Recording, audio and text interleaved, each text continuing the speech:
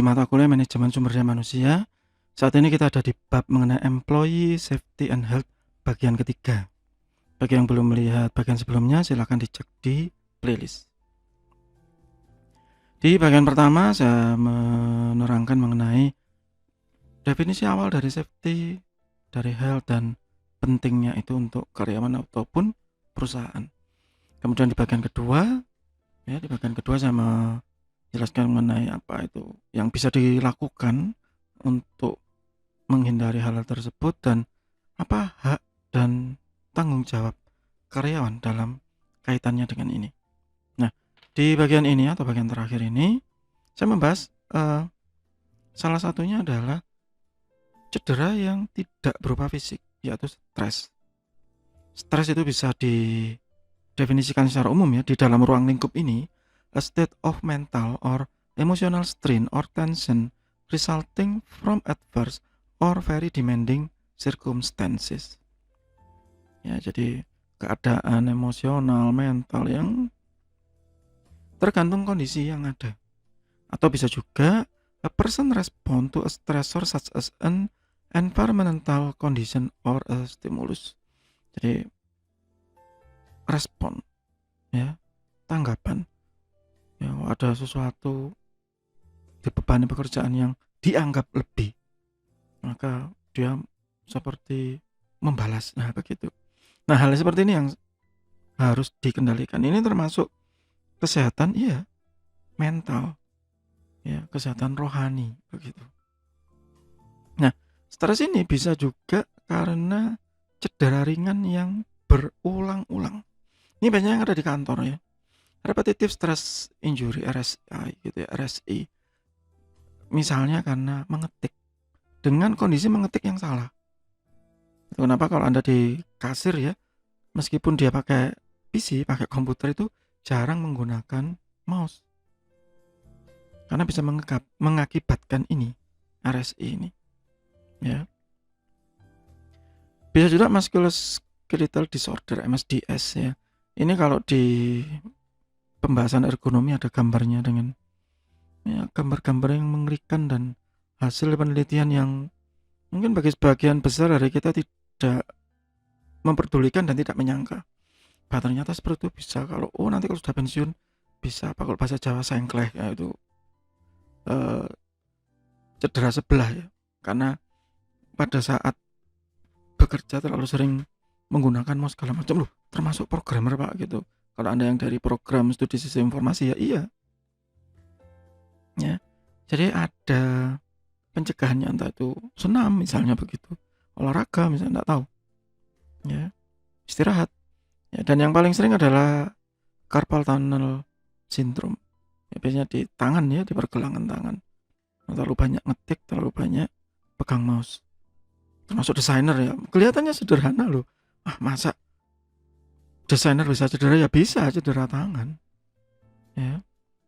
Ergonomic or fitting the work environment to the individual can prevent repetitive motion injury. Nah, ini tugas dari teman-teman yang teknik industri harusnya. Mereka yang memiliki mata kuliah ergonomi dan mendesain, merancang bagaimana lingkungan kerja itu bisa kalau sebaik mungkin itu mungkin utopia yang langka gitu, tapi seoptimal mungkin itu kalau saya bilang ya. Reducing job stress, apa yang bisa dilakukan untuk mengurangi? Kalau menghilangkan ya nggak bisa sih, mengurangi bisa ya kita punya hubungan kerja yang baik. Saya musuhan sama teman saya Pak, teman saya tuh kerja itu normal ya. Yang nggak normal tuh kalau Anda nggak punya musuh, itu bahaya itu. Berarti musuhnya dalam selimut semua ya, itu mengerikan. Punya musuh, punya teman, hal yang normal kita manusia ya, tapi yang kita hargai, yang kita hadapi ya lebih baik yang pleasant aja, yang senang-senang aja. Don't bite off more than you can chew. Maksudnya jangan menanggung beban kerja yang sebenarnya kita tidak mampu. Kalau tidak mampu ya harus bilang, enggak Pak, saya akan berusaha seoptimal mungkin. Silahkan. Tapi kalau tidak mampu ya ada saat kita berhenti, ada saat kita harus istirahat itu. ya. Build an effective and supportive relationship with your boss. Ini juga biasanya sulit ya, karena hubungan kerja antara atasan bawahan itu juga ya mayoritas formal ya. Find time every day for detachment and relaxation ya. Ada satu waktu kita relax gitu. Kalau yang Anda dari program studi sistem informasi misalnya, saat programming, saat menganalisis gitu, jenuh ya, harus punya pelarian masing-masing, dan ini tiap orang itu beda. Mungkin gitu ya, banyak teman-teman programmer laki misalnya merokok misalnya begitu, kuliner misalnya begitu, selonjoran dengerin musik misalnya begitu ya, atau ada yang lari ke ibadah kalau yang muslim, setelah sholat berzikir misalnya begitu ya, itu terserah. Yang penting ada di saat kita melepaskan diri sejenak ya, detachment itu yang paling penting. Take a walk to keep your body refreshed and alert ya, jalan-jalan, ambil minum, ke toilet ya.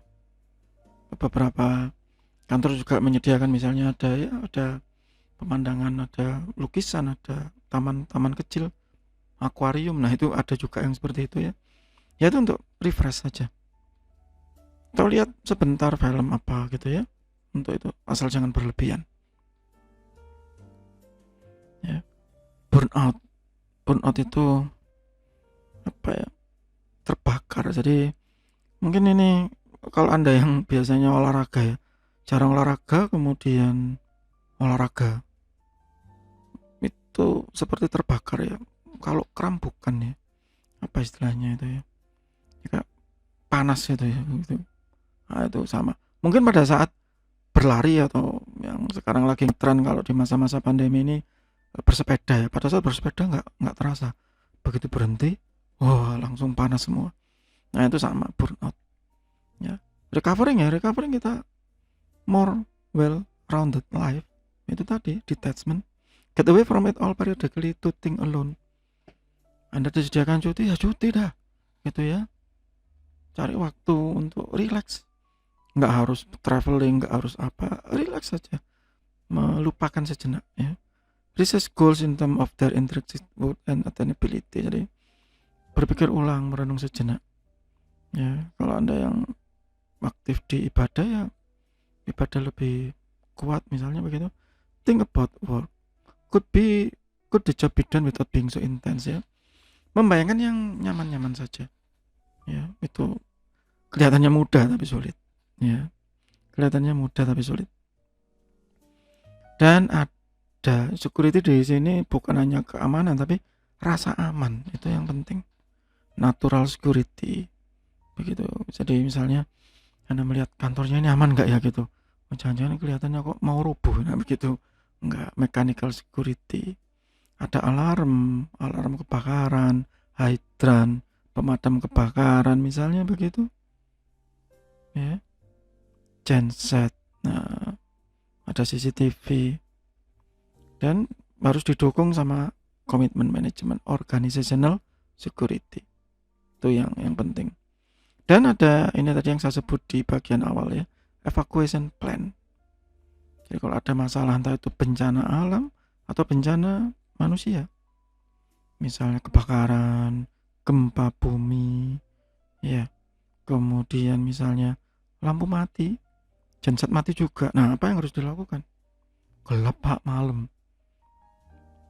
emergensinya mati juga. Nah apa yang harus dilakukan pertama kali? Menuju kemana? Terjebak di lift misalnya begitu ya. Itu harus dipikirkan di awal. Methods for communicating the emergency externally. Siapa yang ditelepon terlebih dulu ya. Titik kumpul biasanya itu ada ya di beberapa perkantoran. Communication plan for initiating an evacuation. Siapa yang bertanggung jawab? Bukan harus atasan yang paling tinggi, bukan, tapi memang ada yang diserahkan itu. Atau ini ada di materi DRP, Disaster Recovery Planning. Bagi Anda yang melihat materi saya ini melalui YouTube, silakan dicari di channel saya, ada playlist khusus yang membahas mengenai Disaster Recovery Planning. Oke. communication plan. Nah, ini semua ada semua ya. Anda bisa cek nanti di rangkaian video saya di playlist Disaster Recovery Planning. Oke. Demikian untuk bab mengenai employee safety and health, masih di materi manajemen sumber daya manusia. Semoga bermanfaat. Tetap sehat, tetap semangat. Terima kasih.